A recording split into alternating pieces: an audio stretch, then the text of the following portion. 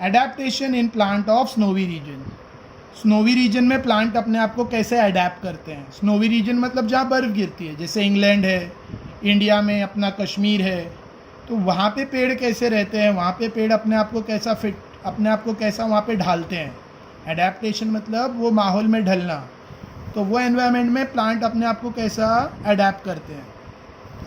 देखो यहाँ पे एक पिक्चर दिया है, दिस इज़ पाइन ट्री और डिओडर ट्री। आपने क्रिसमस ट्री तो देखा ही होगा, रियल नहीं तो फिर क्रिसमस ट्री। तो क्रिसमस ट्री का जो प्लांट है, या ये पाइन ट्री है या डिओडर है, ठीक है, इनके सारे पत्ते ना कोनिकल रहते हैं, नोकीले। इनका शेप ही ऐसा रहता है, ट्रायंगल शेप, नोकीला शेप रहेगा, ठीक है। स्टेम बहुत मजबूत, ब्रांच जो मिडल स्टेम है ना वो बहुत स्ट्रॉन्ग रहता है, और इसका शेप ऐसा रहता है। क्यों ऐसा? ताकि बर्फ़ इस पर जमा ना हो। जो बार बार बर्फ़ गिरती है, ठीक है, स्नो गिरता है, वो इसकी लीव्स पर, इसकी टहनियों पर रुके नहीं, वरना इसकी टहनियाँ दब जाएगी और फोटोसिंथेसिस नहीं हो पाएगा। तो इसके लिए ये कंटिन्यूस, इसका शेप ही ऐसा हो जाता है ताकि स्नो गिरे नहीं, और गिरते ही मतलब स्नो जब भी गिरे इस पर ज़्यादा रुके नहीं और नीचे स्लिप हो जाए। Alright, in what way are sloping branches useful to the plant in snowy region. इनके ब्रांचेस देखो ऐसे स्लोप में रहते हैं, ढलान वाले ब्रांचेस रहते हैं, ऐसे नहीं रहेंगे, स्लोप वाले रहते हैं। देखो फॉरेस्ट के लीव्स ऐसे, ब्रांचेस ऐसे रहते हैं, स्ट्रेट रहेंगे या अपवर्ड रहेंगे। इनके ब्रांचेस नीचे की तरफ रहते हैं, स्लोप वाले, ढलान वाले। तो क्यों यूजफुल रहते हैं इनके जो स्लोपिंग ब्रांचेस है। Plants of snowy region mainly include conifers like deodars and pine. जो स्नोवी रीजन में प्लांट रहते हैं उसमें ज़्यादातर कौन से प्लांट रहते हैं? कॉनिफर्स। कॉनिफर मतलब कोनिकल शेप वाले, कोन शेप वाले, नोकीले शेप के, नोकीले, ठीक है। एग्जाम्पल डिओडर है और pine. This trees are conical in shape. ये ट्रीज कौन से शेप के रहते हैं? कोनिकल। देखो मैं यहाँ ड्रॉ कर रहा हूँ, this is called conical shape. Conical shape में रहते हैं, और इनके ब्रांचेस ऐसे नहीं रहते हैं अपवर्ड, बल्कि ऐसे रहते हैं नीचे की तरफ। सारे ब्रांचेस ऐसे रहेंगे नीचे की तरफ। क्यों? क्योंकि स्नो जैसे ही इस पर गिरेगा तो स्लाइड होके, स्लिप होके नीचे चला जाए, ठीक है। This trees are conical in shape due to their sloping branches. In the heavy snowfall, जब बहुत ज़्यादा स्नोफॉल होता है, एंड एक्सट्रीम कोल्ड, और बहुत ज़्यादा ठंड रहती है, in this region their conical shape prevent the snow from accumulating on the tree. तो इनका जो ये स्लोप शेप है, कोनिकल शेप, ये स्नो को जमा होने नहीं देता। एक्यूमुलेटिंग मतलब जमा होना। ट्री के ब्रांचेस पर, लीव्स पर स्नो जमा नहीं होता इनके शेप की वजह से। And the thick bark help the tree to withstand the cold. और जो जाड़ा सा उसका बार्क रहते हैं, जाड़ा सा तना, थिक बार्क, उसके जो थिक बार्क्स रहते हैं, स्टेम और बार्क्स, वो उसको इतनी भी ठंडी में मजबूती से खड़े रहने देते हैं, ठीक है। तो this was adaptation of plant in snowy region. Next is adaptation of forest region. Adaptation of, अब जंगल में जो प्लांट रहते हैं बहुत सारे रहते हैं, पूरा घना जंगल रहता है, ठीक है। बहुत सारे छोटे झाड़, पेड़ पौधे, घास और पेड़ सब रहते हैं फॉरेस्ट में। तो उनके अंदर ना सन रेज के लिए कंपटीशन होने लगता है, क्योंकि सन रेज से ही वो फोटोसिंथेसिस करेंगे। जिसको सन रेज मिलेगा वो फोटोसिंथेसिस कर पाएगा। तो इनमें क्या रहता है? Competition for photosynthesis. तो let's see a variety of plant, tree, shrubs and herbs. बहुत सारे पौधे, पेड़, शर्ब्स, हर्ब्स झाड़ी और जड़ी बूटी या छोटे पौधे, ठीक है, घास वगैरह, are found in forest. Forest में पाए जाते हैं। This plant compete among themself for sunlight. इनके अंदर सनलाइट के लिए कंपटीशन होता है, कम्पीट, एक दूसरे से कम्पीट करते हैं। Hence tree grow tall to get sunlight and climbers and vine grow to great height. इसके लिए पेड़, जंगल में जो पेड़ रहते हैं वो अपनी हाइट को बढ़ाने की कोशिश करते हैं, ज़्यादा से ज़्यादा टॉल होने की कोशिश करते हैं।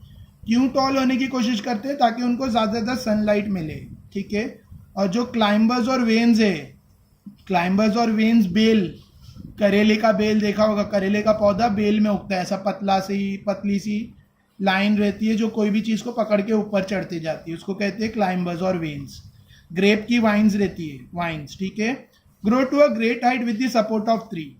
क्लाइंबर्स और वाइन्स पेड़ को पकड़कर हाइट पे पहुंच जाते हैं अच्छा खासा। देखो मैं डायग्राम में यहाँ पे पिक्चर में दिया है, ये देखो इसको वेन्स ने लपटा हुआ है और ऊपर गए, ये क्लाइंबर्स और वेन्स है जो बड़े से ट्री को पकड़कर ऊपर तक चढ़े हैं, ठीक है।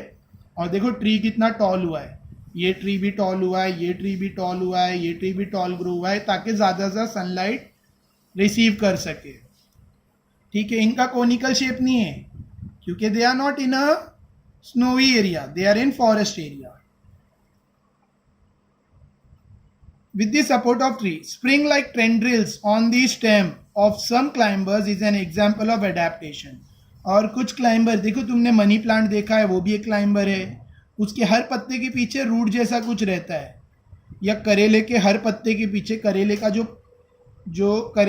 बिटर गॉड होता है, यानी बिटर गॉड मीन्स करेला, उसके हर एक पत्ते के पीछे एक पतली सी ऐसी स्प्रिंग जैसा कुछ रहता है जो होल्ड करने के लिए बना रहता है। ये अच्छा एग्जाम्पल है एडेप्टेशन का, ठीक है। देखो मैं इमेज जूम करके बताता हूँ, you all can see this in this image, climbers दिख रहा होगा, क्लाइंबर्स कैसे पकड़कर ऊपर ऊपर बढ़ते जा रहे हैं, ठीक है। और जूम हो सकता है तो और करता हूँ। Now this is maximum zooming,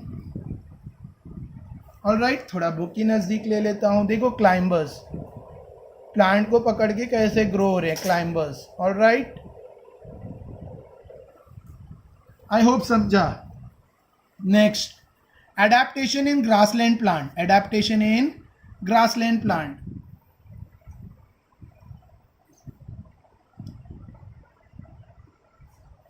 adaptation in grassland plant. Diverse type of bushes and grasses are found in grassland. अलग अलग टाइप की झाड़ी और घास पाए जाते हैं ग्रासलैंड में। Fibrous root of grasses prevent soil erosion.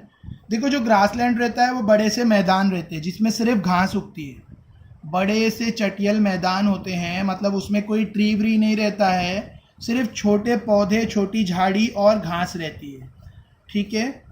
अब उसमें जो ग्रास की रूट्स रहते हैं वो सॉइल को पकड़ के रखते हैं, उससे सॉइल इरोजन नहीं होता। Forest in the equatorial region are dense. और जो फॉरेस्ट, जो जंगल है इक्वेटोरियल रीजन में, वो बहुत घने होते हैं जो ग्रासलैंड फॉरेस्ट रहते हैं। Animal like tiger, elephant, dears can remain hidden in this grasses. इतने बड़े बड़े ग्रास रहते हैं कि टाइगर, एलिफेंट, डियर ये सब उसमें छुप के रह सकते हैं। However grasses in cold region are very short. ये तो इक्वेटोरियल रीजन का मतलब फॉरेस्ट के घास का हुआ। और जो ग्रास कोल्ड रीजन में है जहाँ बर्फ गिरता है वहाँ पे जो ग्रास रहते हैं वो कैसे रहते हैं, बहुत शॉर्ट रहते हैं, ज़्यादा लेंथी नहीं रहते हैं। जंगल में जो ग्रास रहते हैं बहुत टॉल रहते हैं, इतने टॉल रहते हैं कि एलिफेंट भी उसमें छुप सकता है। लेकिन जो कोल्ड रीजन में ग्रासेस रहते हैं वो शॉर्ट रहते हैं। Animal like rabbits are found in such grass. Vast meadows are found in hilly areas as well as spring, ठीक है। अब ये जो छोटे ग्रास रहते हैं उसमें कौन से एनिमल पाए जाते हैं, रैबिट जैसे, रैबिट, रैट एक्सेट्रा, मोल। और जो बड़े बड़े घास के मैदान, मेडाउज मीन्स घास के मैदान, ये हिली एरियाज में पाए जाते हैं, प्लेन्स में, ठीक है। Next, observe and discuss. ये तुम्हें ऑब्जर्व करके डिस्कस करना है तो मैं डायरेक्ट डिस्कस कर लेता हूँ। तुमने पोटैटो का प्लांट शायद नहीं देखा होगा, लेकिन याद रखो पोटैटो ज़मीन के अंदर उगता है। फिर सेंगदाना है, ग्राउंडनट ज़मीन के अंदर उगता है, ठीक है।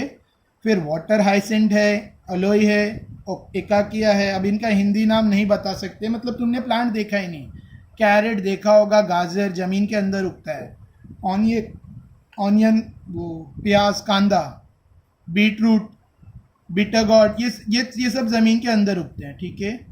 ग्रेप्स, वाइन, बिटर गॉड और ग्रेप वाइन्स ये ज़मीन के अंदर नहीं उगते हैं। बिटर गॉड तो करेले को कहते हैं, करेला जो कड़वा होता है। ग्रेप वाइन्स अंगूर को कहते हैं, ठीक है, अंगूर की बेल। And other plant in your surrounding. इधर कह रहे हैं कि तुमने अपने सराउंडिंग में ऐसा प्लांट देखे होंगे। एलो देखा होगा, एलोवेरा का प्लांट, एलो मीन्स एलोवेरा का प्लांट। एकाकिया देखा होगा, एकाकिया ही कहते हैं। और वाटर हाइसेंट ये शायद देखा होगा, जो पानी में बहुत उगता है। हमारे एरिया में तालाब है, वहाँ पे वाटर हाइसेंट पाया जाता है, मतलब हर 6 महीने में पूरा तालाब ग्रीन हो जाता है क्योंकि वाटर हाइसेंट उसको कवर कर लेते हैं। हमारे कुरला एरिया में है, तो जहाँ तालाब वगैरह है वहाँ शायद वाटर हाइसेंट देखने को मिले।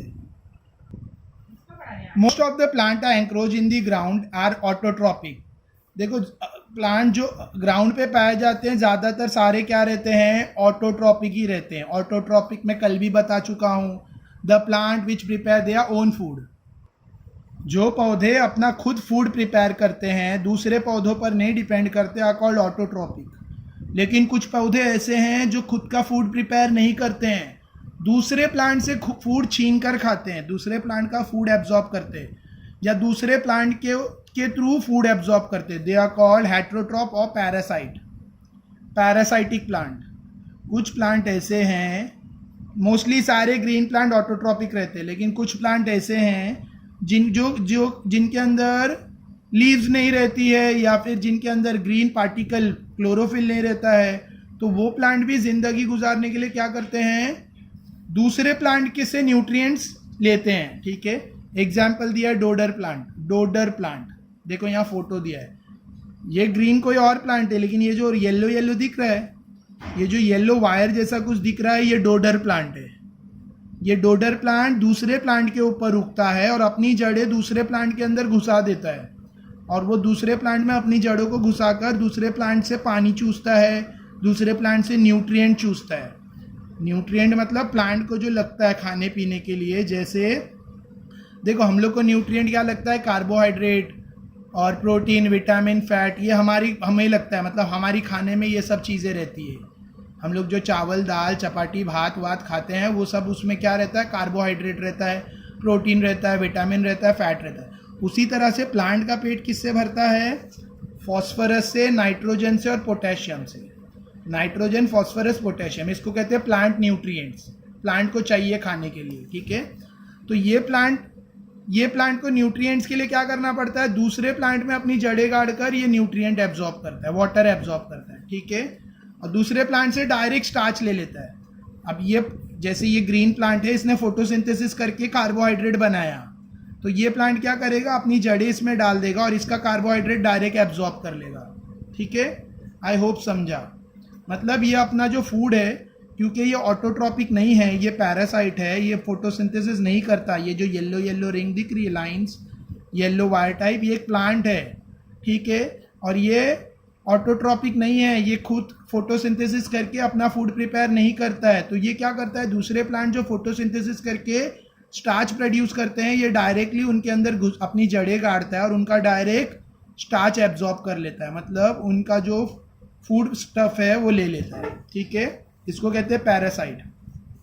मॉस्किटो इज अ पैरासाइट क्योंकि वो हमारा खून पीता है। ठीक है, एग्जाम्पल दिया, सरों में जो जुएं रहती है, सरों में, बालों में जो मोस्टली गर्ल्स के जो सरों में जुएं रहती है, वो उनका खून एब्जॉर्ब करती है, तो दे आर पैरासाइट। मैं पैरासाइट बता रहा हूँ क्या है, example.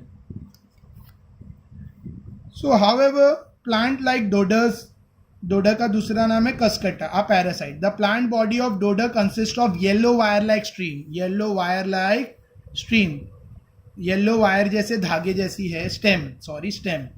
It is leafless and cannot perform photosynthesis, उसमें पत्ते नहीं रहते हैं और वो फोटोसिंथेसिस नहीं कर पाता। However it has haustorial, haustorial मतलब चूसने वाला, सकिंग, हॉस्टोरियल रूट, उसके पास हॉस्टोरियल जड़ें रहती है जिससे वो एब्जॉर्ब करता है न्यूट्रिएंट फ्रॉम होस्ट प्लांट, जिससे वो न्यूट्रिएंट चूसता है, एब्जॉर्ब करता है शिकारी पौधे से, host plant. This root penetrates up to the conducting vessel of the host plant to absorb water and food.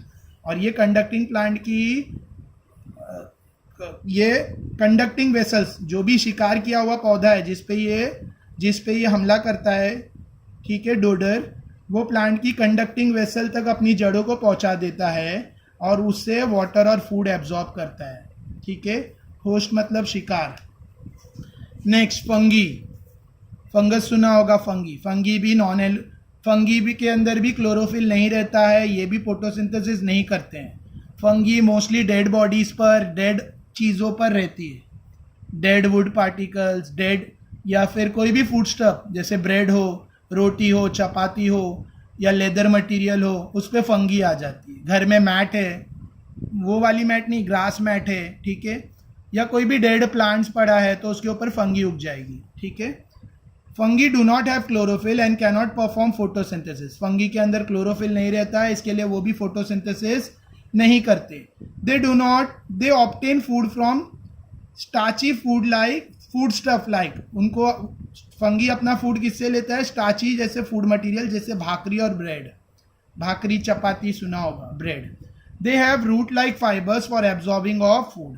उनके अंदर रूट के जैसे फाइबर रहते हैं. फंगी में रूट्स भी नहीं रहता है, रूट के जैसे फाइबर्स रहते हैं जिसको राइजोबियम कहते हैं, राइजोइड कहते हैं. यहाँ नहीं लिखा है, मैं अपने से बता रहा हूँ. और उसके थ्रू वो फूड एब्जॉर्ब करते हैं. Alright, next. कुछ प्लांट ऐसे जगह पर उगते हैं जहाँ पे नाइट्रोजन, फॉस्फर, पोटेशियम कम रहता है. कुछ प्लांट ऐसी जगह पर उगते हैं जहाँ पे नाइट्रोजन, फॉस्फर, पोटेशियम सॉइल में कम रहता है. तो ये प्लांट अपनी ग्रोथ के लिए क्या करते हैं? शिकार करते हैं, यानी इंसेक्ट को पकड़कर खाते हैं. ठीक है, इसको इंसेक्टिवरस प्लांट कहते हैं. Insectivorous plant. ठीक है, ये प्लांट की लीव में कुछ स्टिकी प्रोड्यूस होता है जिसको इंसेक्ट खाने आती है और ये बंद होकर उसको डाइजेस्ट कर लेता है. लिजार्ड तक को डाइजेस्ट करते हुए देखा गया है. लिजार्ड, कोई भी ऑर्गेनिज्म इसमें आएगा वो उसको पकड़ के हजम कर लेता है, क्योंकि उसको नाइट्रोजन, फॉस्फोरस और पोटेशियम सॉइल से नहीं मिलता, क्योंकि सॉइल में उसकी कमी रहती है. Plant need nitrogen, phosphorus and potassium for growth. Plant that grows in soil which is deficient in nitrogen. Plant जो ऐसी सॉइल पे उग रहा है जहाँ पे कमी है, डेफिशिएंट मतलब कमी है नाइट्रोजन की. एग्जाम्पल प्लांट का नाम दिया, एग्जाम्पल ड्रोसेरा, सनड्यूबी कहते हैं, Venus fly trap, pitcher plant etcetera. Fulfil their need of nitrogen bye consuming insect. ये प्लांट क्या करते हैं? किसका शिकार करते हैं? इंसेक्ट को खाते हैं. Adaptation are seen in this plant which serves to attract insect and hold them captive. इनके अंदर ऐसा एडेप्टेशन हो गया है कि वो इंसेक्ट को अपनी तरफ अट्रैक्ट करते हैं, और जब इंसेक्ट आती है तो वो उनको पकड़ लेते हैं, यानी धीरे धीरे करके लीव्स बंद होती है और इंसेक्ट अंदर फंस जाती है. मैं वीडियो के एंड में एक और वीडियो अटैच करूंगा इंसेक्टिवरस प्लांट का, तो पूरा वीडियो देखना है. ठीक है, ऑलराइट. आई होप यहाँ तक टॉपिक समझा. पेज नंबर 4 मैंने यहाँ तक कंप्लीट किया है. एनिमल, एडेप्टेशन ऑफ एनिमल मैं नेक्स्ट वीडियो में कंटिन्यू करूँगा. ओके, सो 7th स्टैंडर्ड अभी तक जितना भी हुआ उस पर क्वेश्चन आंसर्स प्रिपेयर करो. Alright, thank you. और चैनल को लाइक, सब्सक्राइब एक्सेट्रा एक्सेट्रा करो. ठीक है, लाइक करो, सब्सक्राइब करो, बेल आइकन प्रेस करो ताकि नोटिफिकेशन आता रहे, और शेयर करो with all your friends, with all your 7th standard friends. Thank you.